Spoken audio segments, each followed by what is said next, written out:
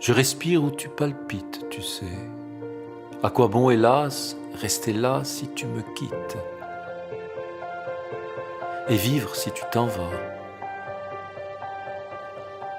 À quoi bon, sous le ciel sombre, n'être plus que de la nuit? Que veux-tu que je devienne si je n'entends plus ton pas? Est-ce ta vie ou la mienne qui s'en va? Je ne sais pas. Sans toi, toute la nature n'est plus qu'un cachot fermé où je vais à l'aventure, pâle et n'étant plus aimé. De quoi puis-je avoir envie? De quoi puis-je avoir effroi? Que ferais-je de la vie si tu n'es plus près de moi? Hélas, et sans ton sourire, que ferais-je du matin?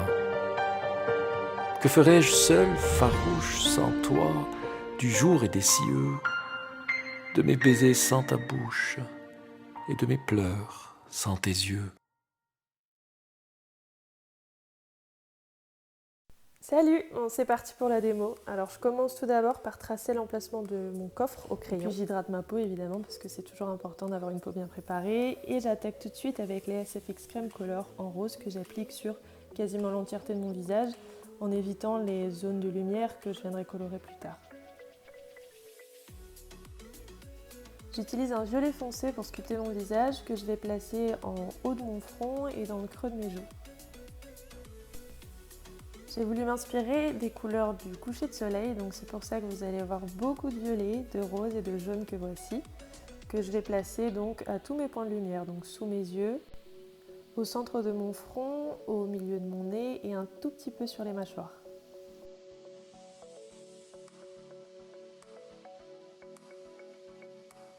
On continue avec la poudre que j'applique généreusement avec une houppette pour bien fixer mon teint. Et je viendrai ensuite enlever le surplus avec un pinceau. Je décide d'intensifier la base crème que je viens de faire en appliquant du fard à paupières violet foncé. Donc comme tout à l'heure, sur le haut de mon front, dans le creux de mes joues et j'en profite aussi pour structurer mon nez.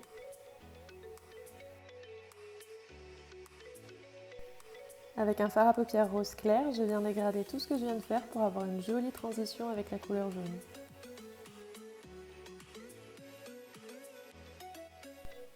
Toujours avec le même rose, je commence à définir la forme de mes sourcils, que je remonte un petit peu pour donner un air triste à mon personnage.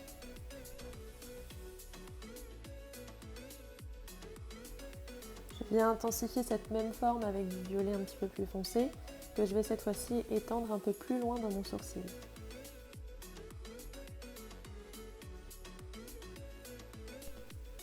Et enfin, avec un fard à paupières noir, je viens définir la forme définitive de la tête du sourcil qui donnera justement cet effet un peu triste. On continue avec les yeux, donc je reprends toujours le même rose que j'applique comme un eyeliner et bien sûr, j'oublie pas le ras de cils inférieur.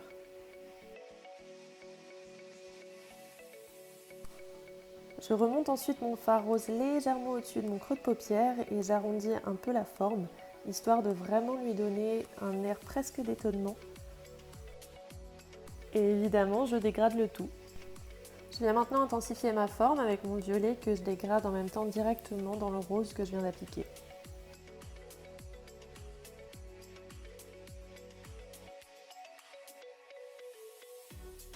Et je rejoins bien les extrémités pour vraiment faire un lien entre les deux. J'utilise maintenant un fard à paupières bleu foncé qui va me servir à vraiment définir ma forme et à terminer mon dégradé.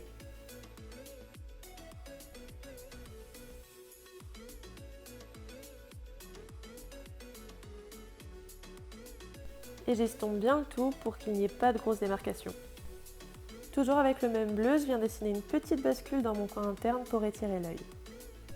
Je nettoie bien ma paupière pour créer une base neutre afin d'appliquer un fard à paupières bleu clair mat, par-dessus lequel j'applique ensuite un fard à paupières bleu clair mais métallique cette fois-ci pour apporter un petit peu plus de lumière. Je l'humidifie au préalable avec un spray fixateur.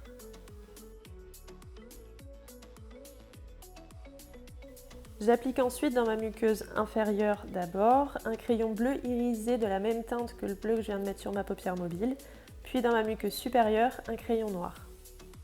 J'utilise le SFX Crème Couleur en blanc cette fois-ci pour venir tracer la forme de mes nuages, que je dégrade au fur et à mesure avec les couleurs qui correspondent à mon teint, donc jaune, violet ou rose en fonction de l'emplacement du nuage.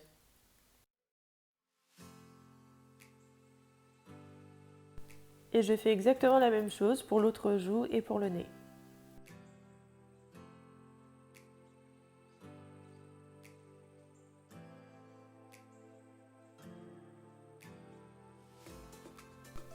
Je reprends le même SFX Crème Couleur du début en rose, que j'applique du coup sur tout mon cou, sur mes épaules et que je vais descendre jusque sur mon buste. Je reprends aussi le même violet qu'au début, que je vais placer du coup sous le rose et que je vais descendre plus bas sur mon corps. En veillant à bien dégrader les deux ensemble pour un joli fondu. Avec du maquillage à l'eau blanc de chez Diamond FX, je viens remplir la forme de mon coffre. Je mélange une pointe de fard à l'eau brun dans du blanc pour commencer à créer mon motif de marbre. Avec du brun, cette fois-ci sans le mélanger au blanc, je viens donner un petit peu plus de contraste. Et enfin, avec des pigments métalliques or que j'ai mélangés avec de l'aquacil de chez Make Up For Ever, je viens créer un petit peu plus de texture. J'utilise ce même mélange pour créer la serrure de mon coffre. Toujours avec du maquillage à l'eau, j'utilise les One Stroke de chez Tag Body Art et je viens dessiner pétale par pétale chacune de mes fleurs.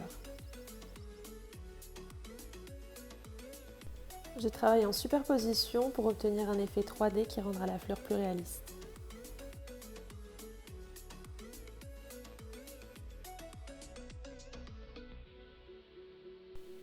Je reproduis le même schéma avec le One Stroke de couleur violette et je place mes fleurs de manière symétrique sur mon buste pour le mettre en valeur.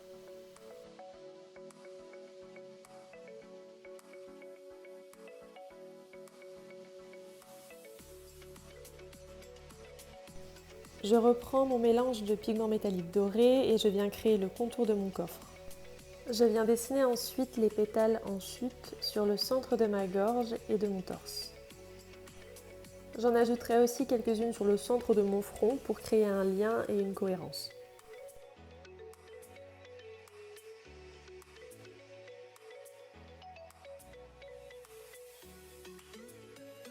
Avec du maquillage à l'eau noire, je viens ensuite recouvrir l'entièreté de mon bras, de mes mains et de mon ventre. Je reprends mon fard crème violet du début pour venir créer un joli dégradé entre le rose et le noir. Avec mon mélange doré, je viens créer des stries sur mes doigts, ma main, mes cheveux et mes fleurs pour rappeler les rayons du soleil quand il se couche. Et je termine enfin par appliquer mon mascara. Et voilà, merci d'avoir regardé cette vidéo, puis j'espère que ça vous aura plu. Quant à moi, je vous laisse avec quelques images supplémentaires de ce personnage un peu mystique qui s'appelle Antelia.